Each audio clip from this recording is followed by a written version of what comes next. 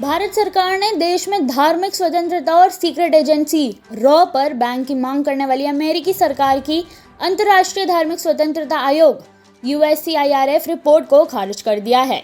भारत ने इस पक्षपाती और राजनीति से प्रेरित बताया। विदेश मंत्रालय ने बुधवार को कहा कि USCIRF लगातार अलग अलग घटनाओं को गलत तरीके से पेश करता है और भारत के विविधतापूर्ण समाज को कमजोर करता है। विदेश मंत्रालय के प्रवक्ता रणधीर जायसवाल ने कहा कि इस आयोग को खुद को चिंता का विशेष संस्था घोषित कर देना चाहिए। USCIRF ने अपनी 2025 की रिपोर्ट में कहा था कि भारत में अल्पसंख्यकों की स्थिति बिगड़ती जा रही है और सिख अलगाववादियों की हत्या की साजिश में कथित रूप से शामिल होने की वजह से secret agency research and analysis wing raw पर बैन लगा दिया जाना चाहिए। रिपोर्ट में भारत को विशेष चिंता वाला देश घोषित करना चाहिए। विदेश मंत्रालय ने कहा कि भारत में करीब 1.5 अरब लोग रहते हैं जो सभी धर्मों का पालन करते हैं।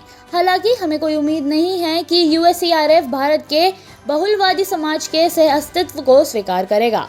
अमेरिका का ये संस्थान हकीकत से बहुत दूर है। हमें कोई उम्मीद भी नहीं है कि ये सच्चाई से जुड़ेगा। भारत की छवि कमजोर करने की ऐसी कोशिशें सफल नहीं होंगी। USCIRF अमेरिका सरकार की एक फेडरल एजेंसी है। इसे 1998 में इंटरनेशनल रिलीजियस फ्रीडम एक्ट के तहत बनाया गया है। ये संस्थान दुनिया भर के देशों में धार्मिक आज़ादी से जुड़े मुद्दों पर नजर रखती है। इसके साथ ही राष्ट्रपति, विदेश मंत्री और संसद को सिफारिशें देती है।